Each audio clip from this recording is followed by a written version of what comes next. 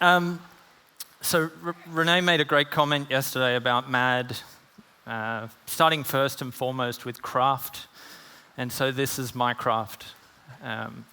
This craft, I suppose, of 20 years is a nice summary of what we try to do at St. Peter and at Fish Butchery. Here's the video we knocked up earlier this morning. And it was really, it was wonderful to have the whole Noma team at one point around me, which is why the video is probably slower than what it should be. We answered lots of questions, we had a lot of fun, and we did that. This is something that takes a couple of hours, and whilst I would love the time to share with you how I, French the ribs of, all of this.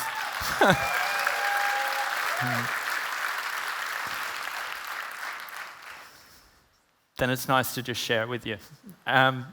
So for me, 20 years ago, starting out in the profession, it was very much trying to position myself with great mentors, great leaders within the industry, and, pardon me, Thomas, within the profession. And I had a gentleman who I worked with, Peter Doyle, who's brilliant. He prioritized yoga and surfing every morning before he came to the restaurant to put himself in a position where he was able to communicate very thoughtfully and generously with what he had to say. And he cared so much for our education as cooks. And that's why I loved working with him. He was a gentleman. We all learnt very good things from him at a captive age. Somewhere between 18 and 28 was the demographic within the kitchen. So, we were sponges. Then, working with Stephen Hodges at Fish Face, a little fish restaurant where I learnt the nuts and bolts of fish. Stephen, challenging to work with, but again, somebody that was so technically correct with how he approached fish cookery, fish processing. He taught me, he gave me 35 years of information within the space of 2.5 years.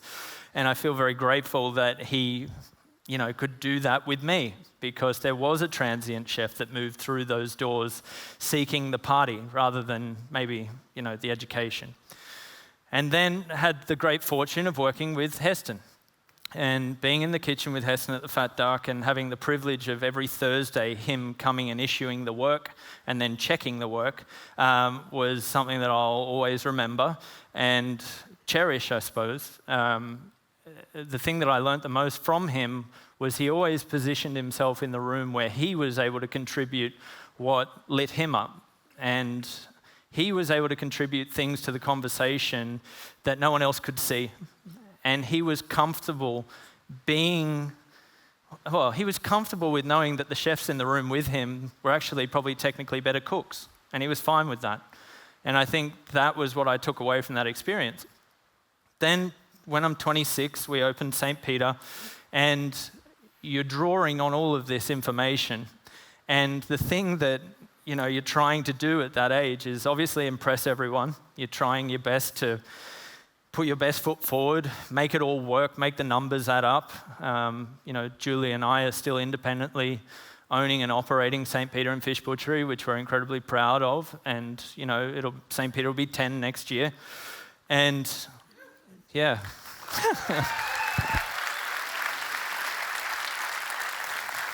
No.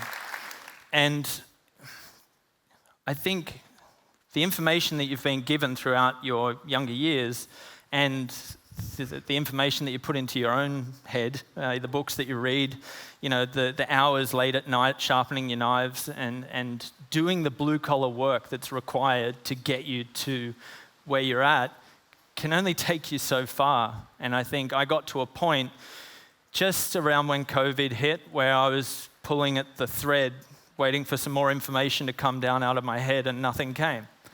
And that bothered me because I was avoiding confrontation at all costs. I was ducking and weaving around the kitchen, around the restaurant, so much with just this anxiety that I wasn't going to be able to contribute to these cooks' professions and where they were going and what their growth looked like. And so I just kind of turned off a little bit.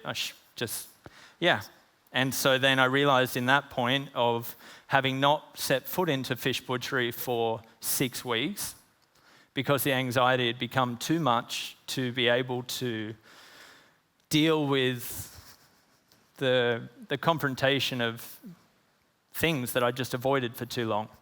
And it really did, it bothered me a lot, and I realized I needed to do a lot of work. And so I read as much as I could about leadership. I listened to as many podcasts as I could. And whilst there's a lot of noise there, there was one that I was, really happy to find. And it was Patrick Lencioni, who did a podcast called the Working Genius Podcast. And he developed an acronym called WIDGET, so WIDGET. And it was something immediate and tangible and something I could write on a piece of paper and make sense of. And to go through this for you, W is for wonder, somebody that sits and thinks, well, maybe if I move the oven from this side of the kitchen and put it here, it'd be a bit faster and we'd all be a bit more efficient. And then it's the vision caster, if you can think of that. It's the person who thinks beyond the trees. The I, the inventor, the invention, it's the person who loves the blank whiteboard and the marker and let me at it. And I want to write my menu and I want to, take this liver and I'm going to make the pate and I'm going to, I think it'll work. And then you go and do it. It might not be perfect, but you've made it. And then the discernment, the D. It's the person in the room who loves to be asked for their opinion, who loves to, here, taste this. And then they eat it and go, wow, that's amazing. What is it? And it's like, well, it's an ice cream we made out of eyes. And they're like, whoa, super. It tastes delicious. How long did it take you to make? Well, it was a good hour or so of trying to extract this collagen out of the eye, but I think we've got it. And, for that person who loves to be asked, and they're able to, with every confidence go, this is a great idea, I think we should do it. And because if you're the individual who loves the invention, who loves doing the work, you may not necessarily love the gut instinct aspect of that work. So you rely heavily upon the people in your team who are able to say, proceed, or let's kill that because we're going to have to double the staff and it doesn't make sense. After discernment comes galvanizing, which is the chairperson in the room that goes, this is great. Everybody, come here. Everybody, eat some ice cream. And they, wow, this is really great. What is it? It's fisheye ice cream. And I think those people are rare. I think it's rare to have somebody who is your number one fan and wants everybody to get excited about this great idea. After that is enablement, is E. And enablement is the person who loves to sharpen their knife. And I'm talking with regards to cooks here, so forgive me.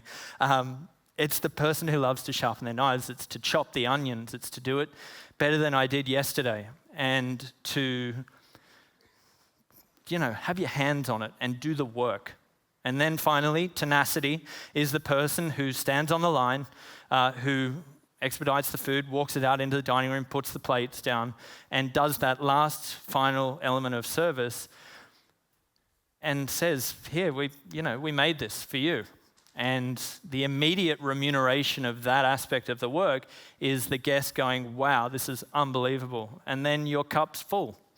And this whole, acronym and this wonderful kind of framework really, really helped me at a certain time where one of my team came to me at Fish Butchery and he had been there for some 3 months and we just thought he was a rock star.